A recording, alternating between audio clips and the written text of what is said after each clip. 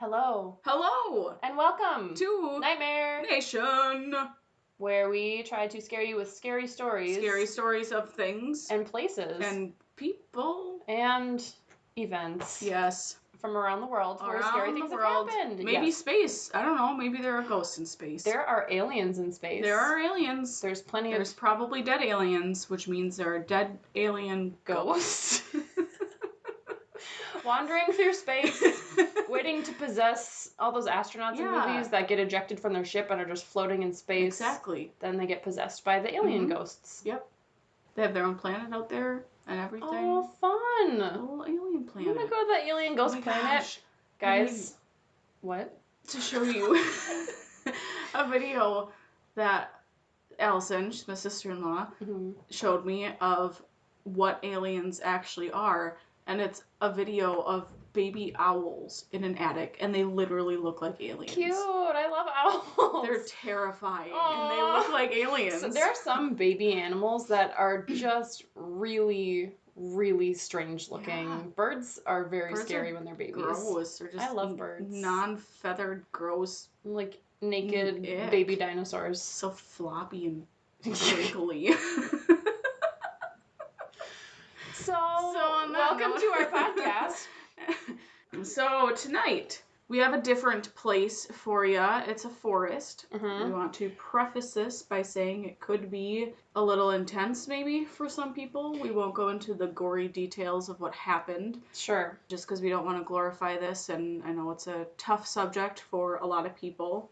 It is Aokigahara in Japan. Also known as the Japanese suicide forest. Yes. Which, again, this is tough to talk about because it's such a fascinating place, and it's different because it's not a building, it's just a location, and it's out in nature, and so there's some really fascinating things have happened there, but at the same time, we absolutely want to be respectful of those who have lost their lives in the forest, and if you have any concerns with taking your life, just make sure that you are talking to someone or give the National Suicide Prevention Hotline a call. Phone number is 1-800-273-8255. So. Yes, please, if you are struggling, whatever it may be, you can make it through it, I promise. Just reach out for help. I know it's tough, but you can do it. Yep. I've been there. Mm-hmm. It's not fun. More people than would like to admit have been there, and you're not alone. And we care about you, no matter who you are. So. Reach out to us, too. Yep. We're here for you. Yep. Drop us a fake book. Fake book message. Drop us a Facebook message.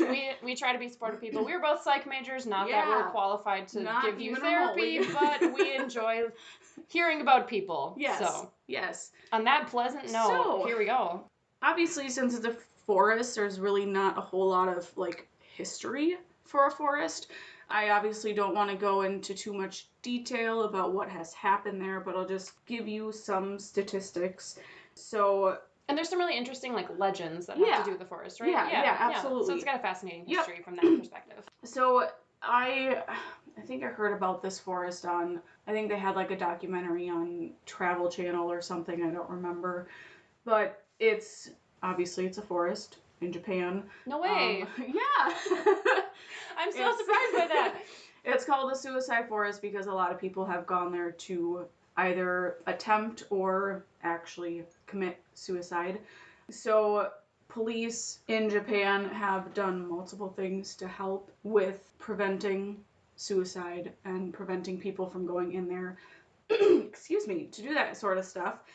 So they used to release statistics every year about the amount of deaths that were in the forest, but they stopped doing that just so that it wasn't getting as much publicity and hoping that by not talking about it, that rates and stuff will go down and people will just essentially forget about it. Which sounds, at first it sounds really backwards to do that. You'd think that you should talk about it because it's so important from just people's mental health, but you think about all the famous and well-known people that have committed suicide in the last couple of years, and when that gets glorified and talked about and just endlessly reported on in the news, they've shown that tends to trigger other suicides, and people... Oh, absolutely. It's very triggering. It essentially just puts a thought in their head oh, well, if someone else did it, so why couldn't I do it? Yep. Yeah, so it sounds backwards, but it's probably the best thing to do because you just don't need to encourage people by showing them how many other people have taken their own lives. Yep, exactly.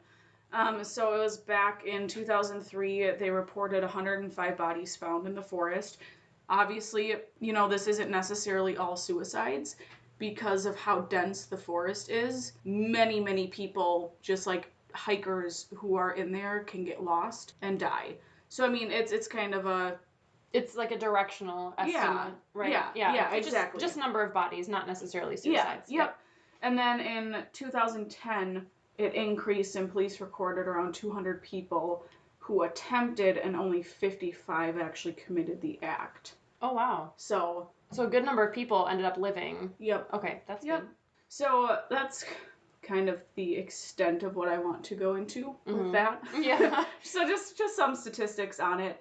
But so a little bit about the forest. It's also known as the Sea of Trees because of how dense it is. So the forest is on the northwest side of Mount Fuji. I found all this information on Wikipedia, reliable source. God bless Wikipedia. Pretty much, they have said everything. It once, I'll say it again, I'll say it every freaking episode. God bless Wikipedia. I donated money to them last year because I was like, I use this way too often for it to be a free service. I should probably donate.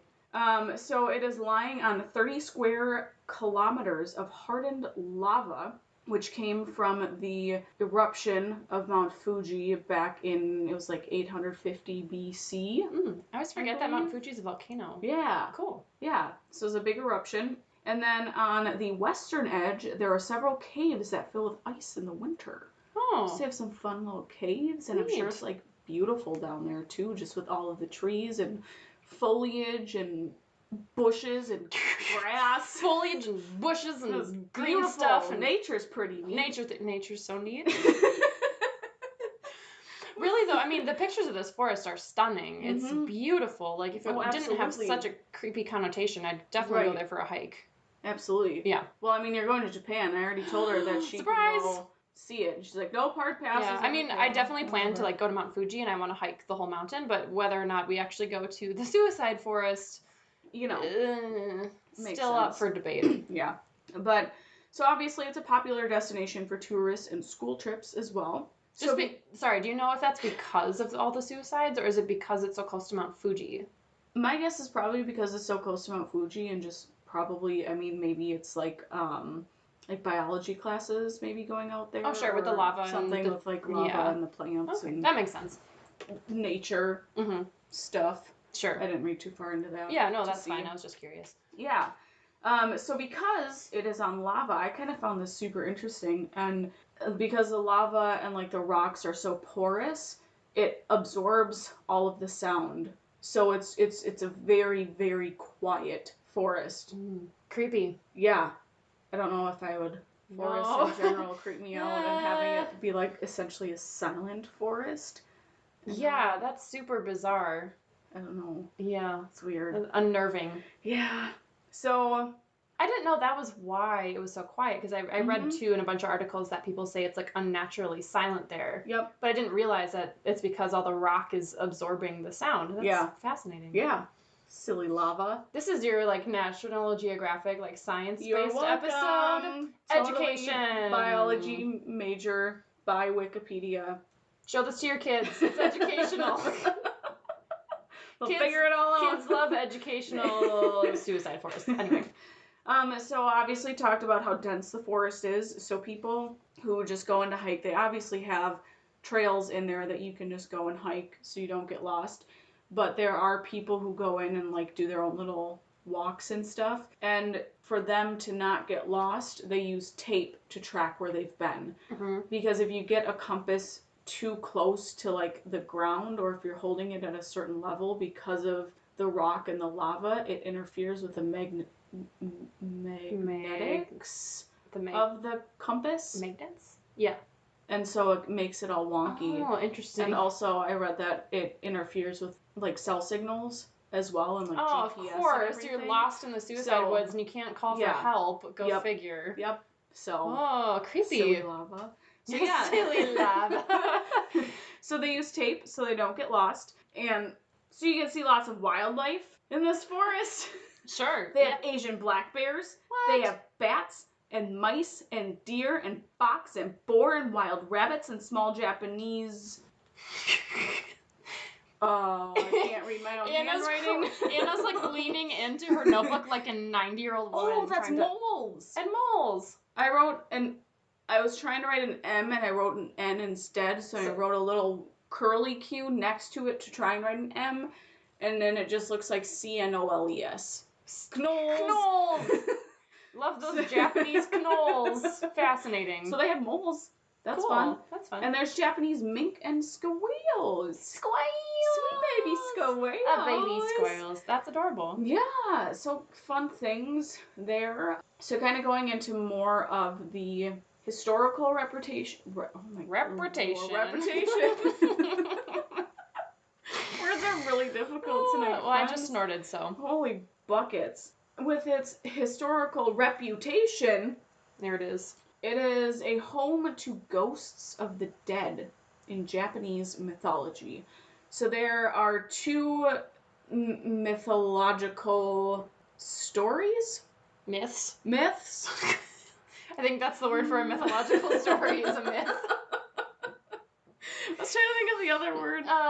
What's another one? That's not a myth. What? A legend? Yeah. Okay. Yeah, like a legend with mythological legend. Legends. Yeah. Yeah. So one of them is, excuse my poor Japanese that I've never taken before. Yeah, please correct us on pronunciation if you know how to say these things, because I'm sorry. Yeah. To the culture. Apologies in advance. Yes. Yep. Exactly. So uba sute may have been practiced there. So what uba sute is it is a mythical practice of senicide in Japan. What is senicide? So senicide is where a family carries an elderly relative to essentially like a mountain or a desolate place and is just left there to die.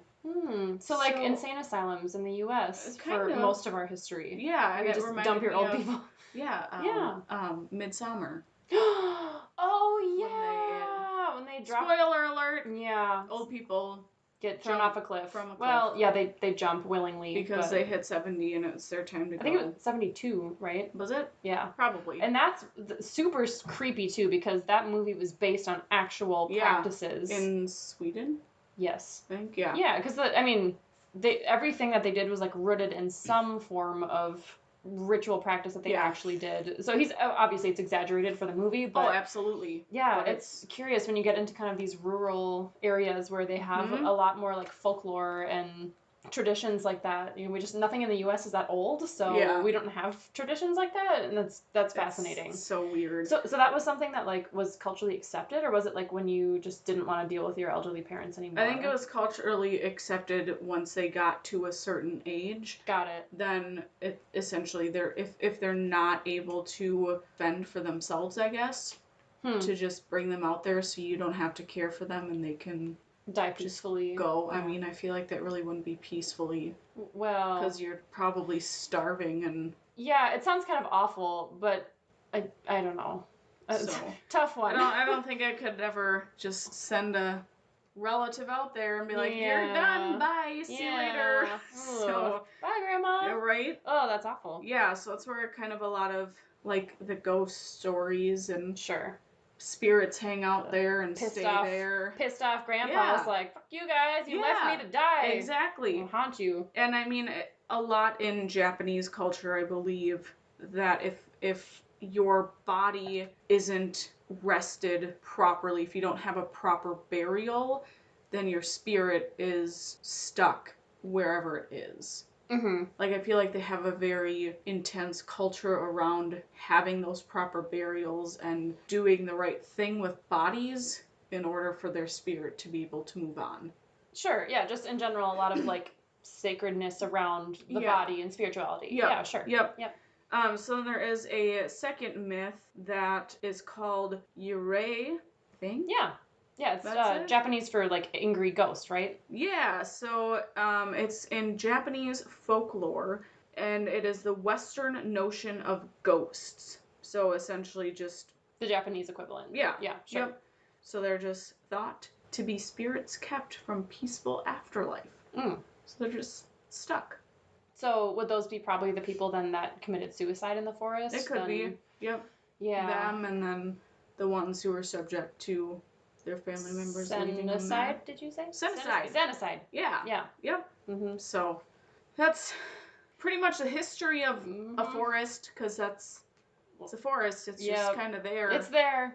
But it's deeply rooted in like cultural. Oh, absolutely. Japan and. Yeah. Yeah, and I read some stuff too about how like even Buddhist monks have like gone and set up certain. Oh gosh, I'm gonna forget the name, but they set up like little altars in the forest and stuff because that place is just so like culturally important to them. Mm-hmm. And it seems like people generally do accept the idea of like the yurei or the ghost being there and like being in existence, whereas like I don't know, I kind of feel like ghosts in at least Western culture, you kind of get like laughed at for like talking about ghosts because like people are like, well, ghosts aren't real. Like it's a really big split of like whether or not people actually believe in them. Yeah. I guess I just because it's the unknown. Right. And it's like, oh, well, if you can't prove it, can't see it, then... Sure. Then again, Christianity believes in a holy ghost, so... Right. If you say you believe in God but don't believe in ghosts, it's kind of conflicting? I think sort of. Let's not go down that rabbit hole. Backpedal. Let me take 5 steps back and get out of the religion debate. Oh, my God. Oh, that could take us on a bad path. Boy. Here we go. Yep. Annie's got them ghost stories. Got them ghosts. Just attached to her. Yeah, they followed me from the internet to this room where we're recording after reading about the story. They jumped through the screen. Sure. So like Anna said, it's interesting because a lot of people go to visit, and then there's a lot of people who also go because they're contemplating suicide. But like Anna pointed out, not everyone there actually is able to complete the act, which is a really good thing. Mm-hmm. And it's interesting because there's a man named Hideo Watanabe, who owns a shop at the entrance of the forest, who says that a lot of people who enter the forest do indeed like intend to commit suicide and end up failing, and they end up coming out the way they came in. There's in such a state they have to get taken to the hospital, and so he's had to like call ambulances for a number of these people. Oh my gosh! Like, can you imagine being the just shop like owner? A mental state? It didn't say. I'm assuming he's probably seen people. I don't know if it's like they take. Apparently, a really common way of doing it is like going and taking a bunch of pills. Okay. But they say that that's like one of the least successful ways. Like the most successful way is when people go and like hang themselves. Mm-hmm. So I would imagine it's probably people who maybe try to do pills and don't succeed, who end up going to the hospital. Okay. Yeah. And again, like, sorry for the details, don't want to go into too much of it because we don't want to dwell on that piece of it. But there are people that end up coming back out, and they get help, which is really good. So they come back out. He calls an ambulance for them. Because of its size, there's actually, they say that, like, visitors aren't likely to encounter anyone in the woods. So I think there's this maybe misconception that you walk in and you're going to see a body or something awful. Right. But generally, I mean, like you said, the woods are really, really big. So you're not really likely to encounter a lot of people, and police have posted signs all over the trees that read things like, your life is a precious gift from your parents, and please consult the police before you decide to die, which is really nice that they like went to the trouble to do that because, again, everyone is precious, and there's a lot of ways to get help, and there's a lot of ways to, keep going on without committing suicide. So absolutely. It's cool that they did that. So, Japanese spiritualists believe that the spirits of those who have taken their lives in the forest have permeated the trees and are the spirits that are responsible for all the sightings of paranormal activity that have been seen in the woods, because there's been a couple of really interesting stories that I had to kind of hunt these down a little bit. They weren't, a lot of the articles that I read were just very high level, and this forest, because of its reputation, is featured a lot in top 10 most haunted woods in the world and like scary places to visit while you're in Japan. It's really well known, but there wasn't a lot of details. So I kind of had to hunt these down. So I want to go back to what you mentioned about people leaving tape behind them. Yeah. So again, they're doing this because compasses aren't reliable in the woods, and people will leave strings of tape to mark where they've been. Apparently, people have reported turning back and finding their tape cut. What? Yes. So that very well could be like high school jackass hooligans, like up to no good, right? People doing that on purpose. But people have gone back and tried to find their way out only to find that their tape has been cut. And there have been reports of people actually like getting lost, like you said, getting lost in the woods and just I'm sure. dying because they wandered too far off the path and getting lost. So that's also super creepy. And it's believed that some people who go into the woods leave behind curses for the living. And people will find like things attached to the trees or like things left behind. So one of them, I didn't get a ton of details on the story, but one of them said that like when they went in to like do a documentary, they found this like Jack Skellington looking doll like hanging upside down, like nailed to a tree. Oh. And they find like weird stuff like that because people will try to like leave things behind to curse the living. Which is Lord, fucking that's terrifying. terrifying. Like, Holy I love Jack crap. Skellington. Like, Nightmare Before Christmas is like one of my favorite movies of all time. But to like go into these woods and find that hanging from a tree, it's No, like thank you. Blair Witch Project, anyone? Pretty much. Hello. Like, super, Oh my scary. gosh. Yes, very scary. Gross. Yep. It's like my worst nightmare. I know, it's horrible.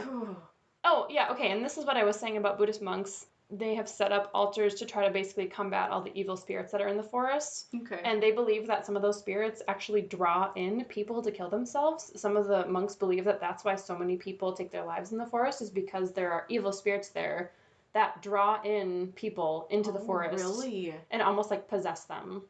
Which just gave me chills just talking about it. It's super creepy. Yeah, weird to think about. Oh my gosh, I don't like that. Yeah. Ooh. So, unsurprisingly, people frequently report hearing shrieks and unnatural screams from the forest, which a lot of people, at least local people, attribute to be from the yurei, or the Japanese ghosts, or vengeful spirits. Yep. So, a writer from the Japan Times website, oh, I forgot to say, so I got most of my information from the atlasobscura.com, bustle.com, japanesetimes.co, not com.co, and mysteriousuniverse.com. So, a writer from the Japanese Times website claims that when he was visiting the forest once, he heard a scream just like that, and this high-pitched, like, shrieking scream, and he was walking through the forest in midwinter. He said that he felt, like, completely compelled to walk towards the sound of the scream. No. Even though, like, his mind was telling him, like, you need to, like, move away and, like, get away. Like, typically when people, like, you hear blood-curdling scream, run.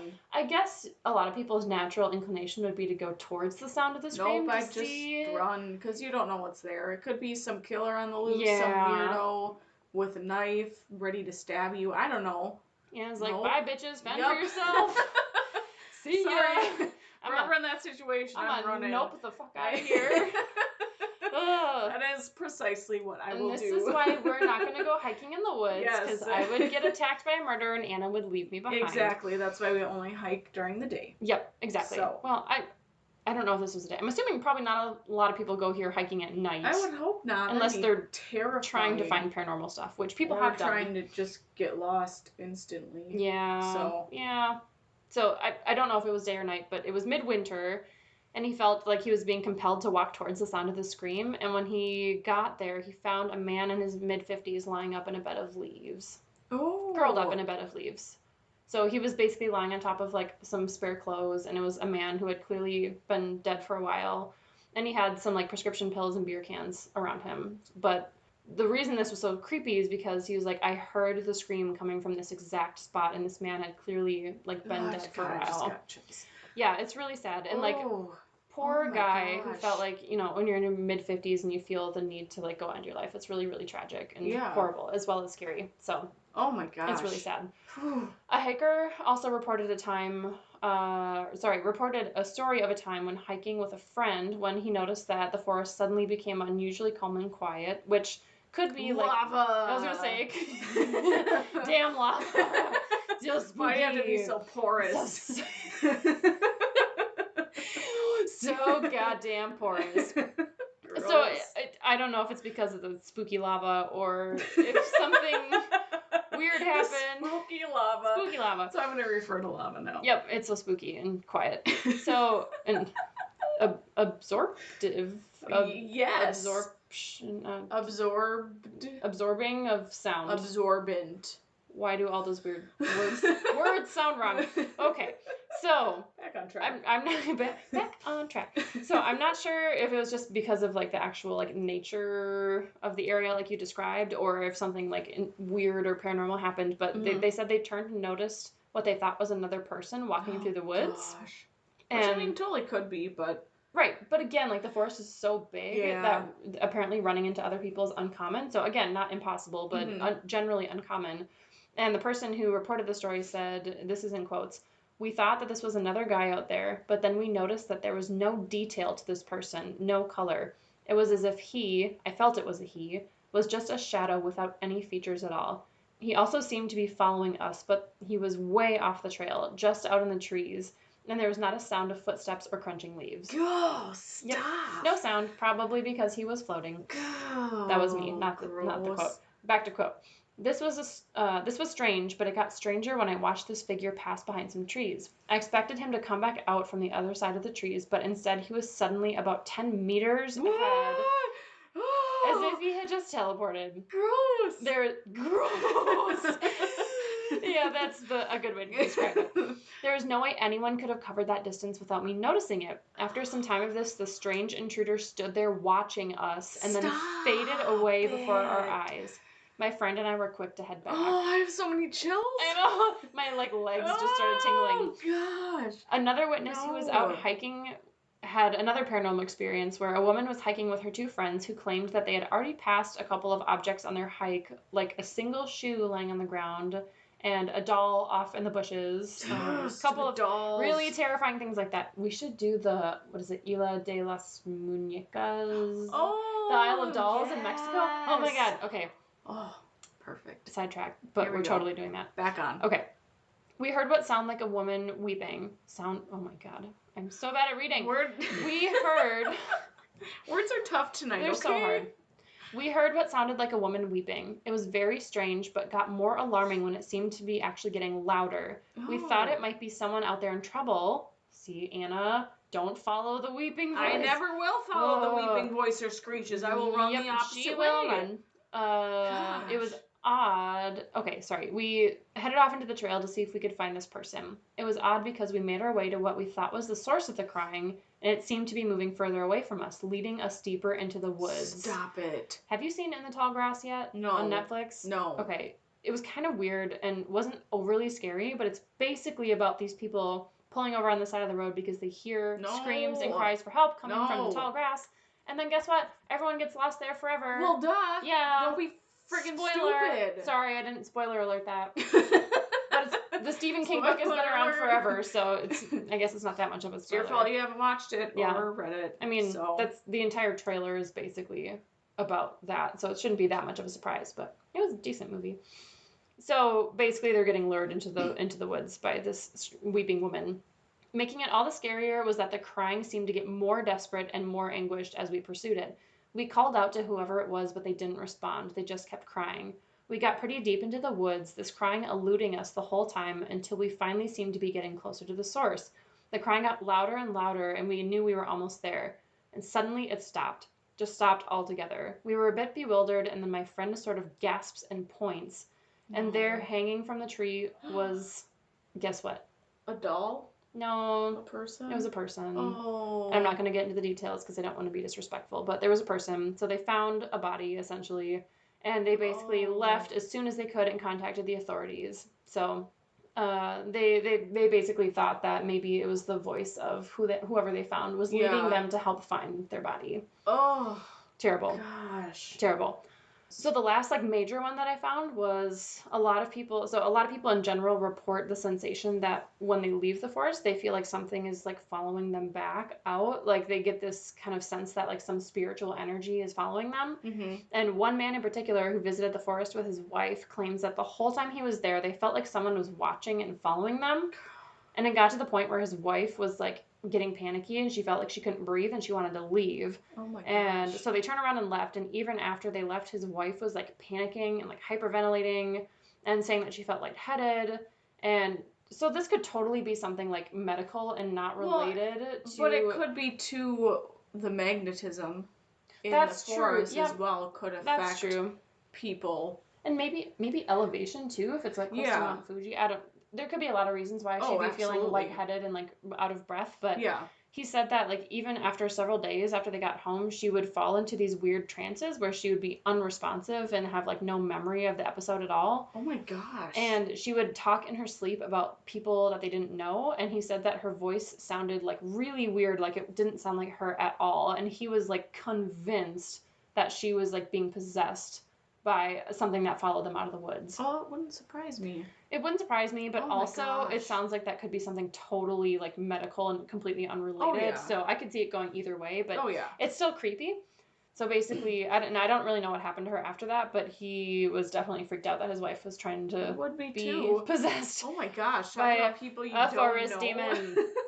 I hate those forest demons. Those damn forest demons. Yeah. So, lastly, another really common paranormal occurrence is that people report seeing white figures in the trees. And there's actually a really interesting clip. So I don't really watch the Sci-Fi Channel. I never had cable, so I didn't really watch the Sci-Fi Channel. But they have a paranormal investigation show called Destination Truth. Yeah. You seen it? I think that's maybe where I heard this. Oh. Yeah, I've watched. I love that show. Okay, yeah. So I haven't really seen it. Basically, all I've seen is Ghost Adventures, of course. And and Ghost Hunters. That's what we used to watch. Yeah, Ghost Hunters. Hunters. So I've never seen the show, but they visited the forest and caught what they think is an apparition on camera. And I watched the clip. It's only like a 30-second clip, and it's on YouTube. But they like look back and like, wait, what the hell is that? And it's like this fuzzy like white cloud thing that's like at the base of a tree, and it just like fades into the night. Nuh-uh. Like, and it's not just like a little thing of fog or like mist around the forest that like fades. It's like a very specific little spot that is like the size of a person that is white and then fades into the darkness. And it's really subtle, but it's super creepy. Yes, it's very creepy. Oh my gosh. Super creepy. So there's also been some interesting references to this forest in popular culture. So have you seen the movie The Forest? No. Okay. It's not great, but I freaking love Natalie Dormer, who stars in it. Mm-hmm. She's Marjorie Tyrell from Game of Thrones. Oh, okay. Yeah. Freaking love her. I think she is so stunning. Like, she's beautiful. Oh my god. She's like my Hollywood woman crush. Like, hands down. She is so freaking attractive. She's so pretty. I love her. She's amazing. So, and she's also a really great actress. So I thought she did a good job in the movie. It just wasn't that great of a movie to begin with. Mm-hmm. So it came out in 2013. It's literally called The Forest. The Forest. And it's about the forest in Japan, where a twin, starring Natalie, like she's the sister. She goes in search of her missing sister. Mm-hmm. And I don't want to spoil the movie in case anyone decides to watch it. But basically, of course, as you might suspect, creepy things are happening in the forest, and she has a hard time differentiating between like what's real and what's not, and it's very creepy. Yeah, so it's an interesting movie. It's probably worth a watch. It wasn't particularly memorable in my opinion, but I've seen so many horror movies that you have to have something very noteworthy for it to freak me out. So this one just didn't freak me out. But if you're not used to watching horror movies, you might like it. Yeah. You never know. And then in January of 2018, so do you know Logan Paul? He's a YouTuber. I read an article on him. Yeah, I'd never heard about him, honestly. I have no idea apparently he's just this YouTuber guy. I have no idea what he's famous for, to be honest. But he has like a YouTube like video blog channel. Yeah. And he was visiting the forest, and he was going there with a crew of people that were apparently they were going there to like hunt down the haunted aspect of the forest. Yeah. Not to haunt the forest, to look into the hauntings of the forest. I'm gonna haunt this bitch. No, but he went there and was trying to just like do a video there with his like crew or whatever for his YouTube blog, and they ended up finding a victim of suicide, and he like turns around and apparently I didn't watch the clip. I didn't really have any desire to, and I think it actually got taken down. But he basically turned around and said like, "Oh wow, guys, this is like super real. This got really real."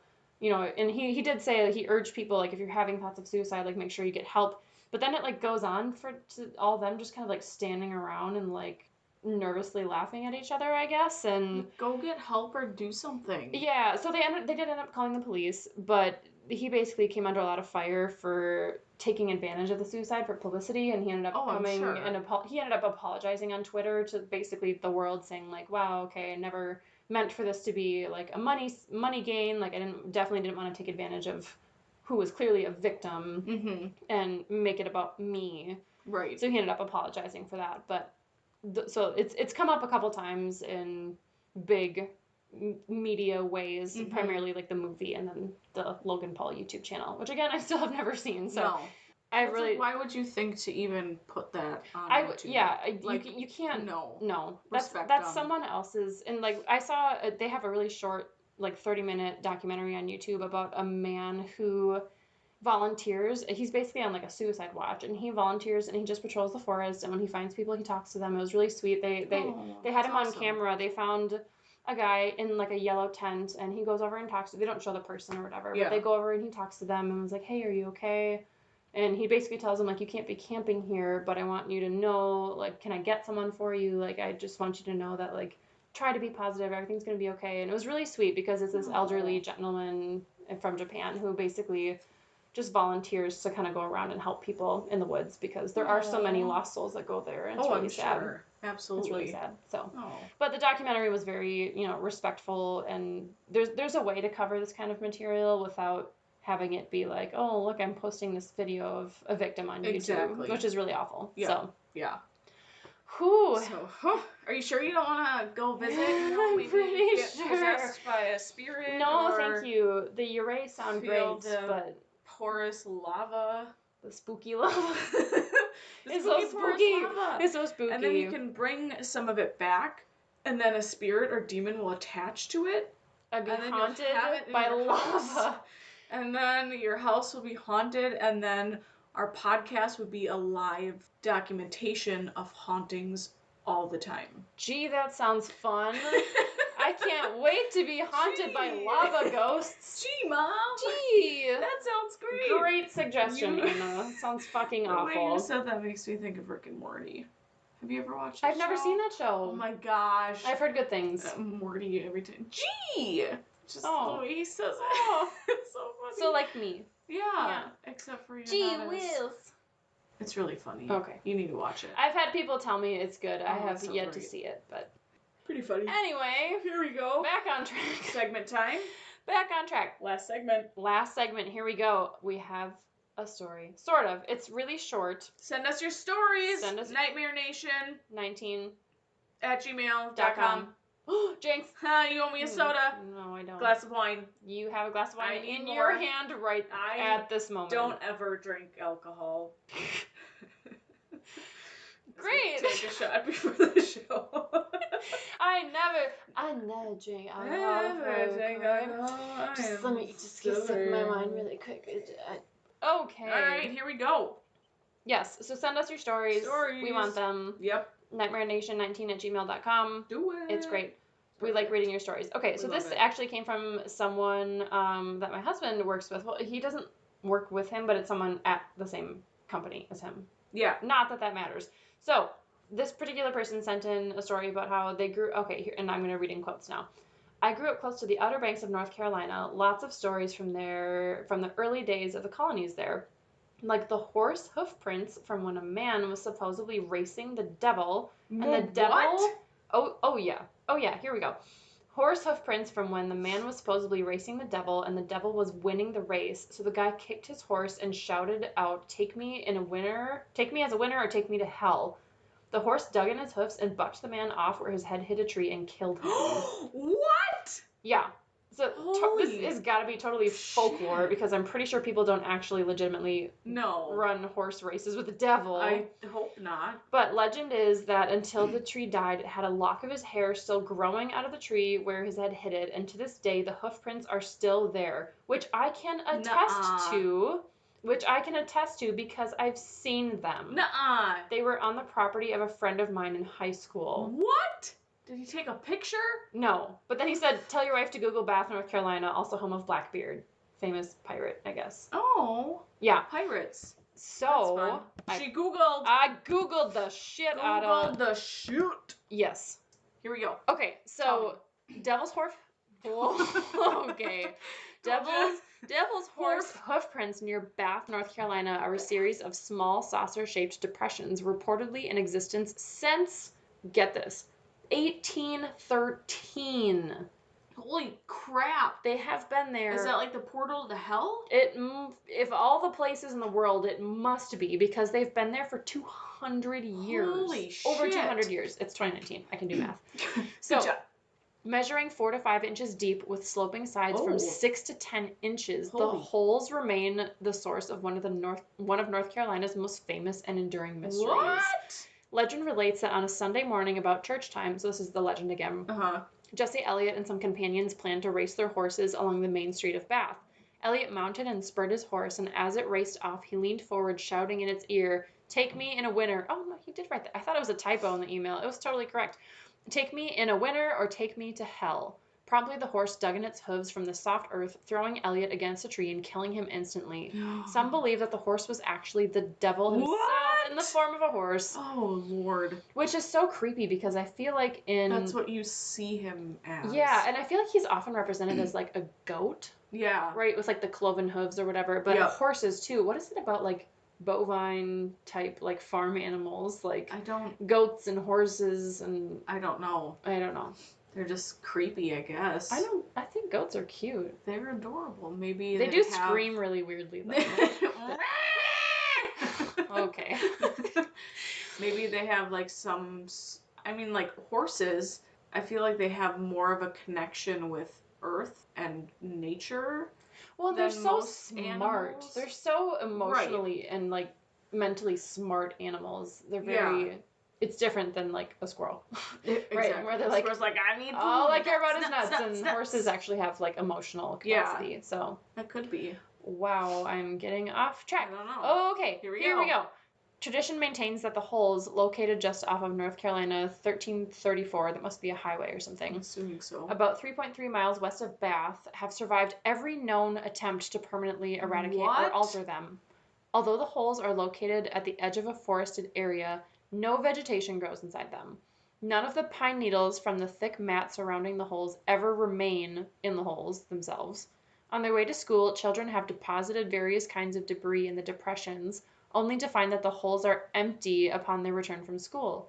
Countless visitors to the site have experienced the same phenomenon. What? That is so fucking crazy. It makes no sense at all. You know, what if it's like a family or someone who has like a stamp depression? And then they just go over there and they just keep putting it there. And they like sweep out the pine needles like a little teeny broom. To keep up the folklore. Yeah. But I mean, to that would do be that a lot for of 200 dedication. Years would be a and to not ridiculous. Find one piece of evidence that someone else was there, like cleaning them out. That's like, true. You'd think after 200 years, someone would have been like caught on camera doing that. Yeah. Maybe? I don't know.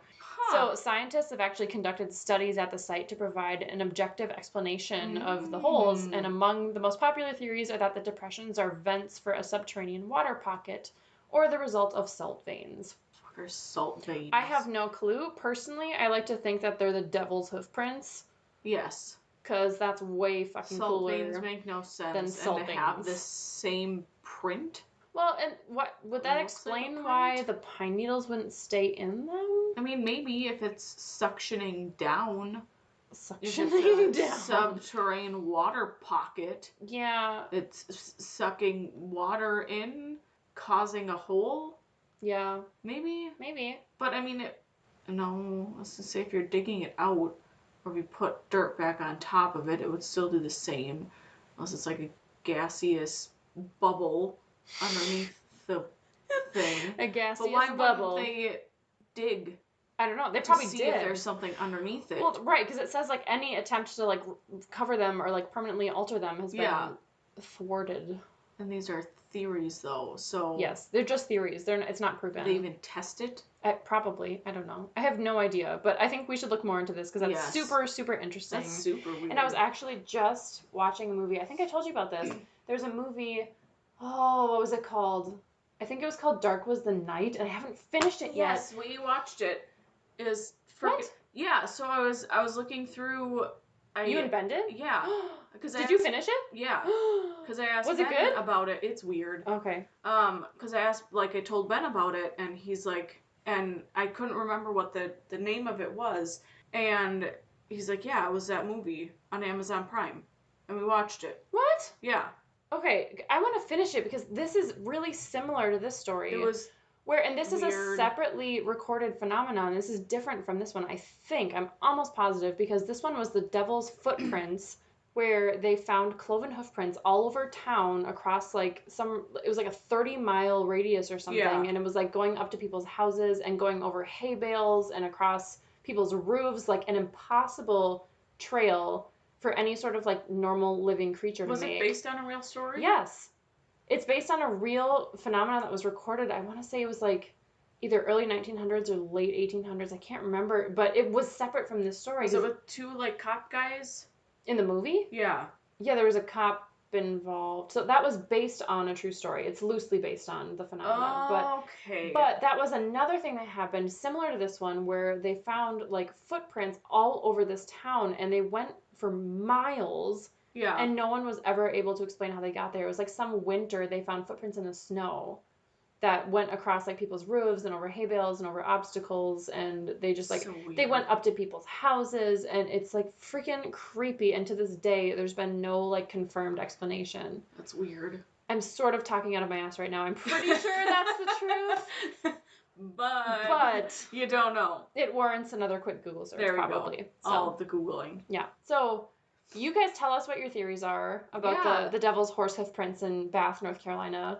Let us know. Was the devil a horse? Could be. Are they subterranean water pockets and salt veins? Or salt veins. Salt veins. Whatever the heck salt veins are. You tell us. Yeah. I'm too lazy to Google it. Maybe you're oh my gosh, I'm blanking. Geologist? No. Biologist? No. A Luigi board? Yes. No, not study of plants. Botanist? Yeah! A botanist! That's it. There it is. Thank you. You're welcome. Couldn't think of it. But yeah, send us your stories. Yep, and tell us what you think about this one. Feel free to post on our Facebook page or send us a message, shoot us an email. Again, we love things. nightmarenation19@gmail.com. Doesn't have to be paranormal, can just be super weird. Yep, any weird, unexplainable thing that's happened to you or anyone you know. Yep. Those are fun. Any serial killers in your family, let us know. Any near-death experiences, let us know. We love good stories. That's literally all we're going for is just a good story. We'll take a good story. We like good stories. Exactly. So, and we want to read them on our podcast. Yeah. So go ahead and send them in. Check out our Facebook page. Check out our Patreon account too. If you want to support the show, there's a link to the Patreon website and each of our episodes on our Buzzsprout website. So check it out if you want to donate to fund our trip to North Carolina to check out the Devil's Hoof Prints in California. So we can check out all the haunted places. The Queen Mary and the Zach Bagans Museum. Or maybe just take a road trip down to the Velasca house. Velasca? Is it in Alaska? Yeah. The Velasca house? That one's actually super close by. That would be interesting. Yeah. So, and it's not in Alaska. It's in Iowa. It's in Iowa. Yep. Velasca. Yes. All right. Okay. Stay safe. Don't use a Ouija board. Don't do it. Don't do it. Don't call the devil upon yourself, please. Nope. And don't ride the devil into a horse race and get yourself bucked off of a horse and killed. Yeah, don't do that. Yep. So. Okay, bye. Safe, friends.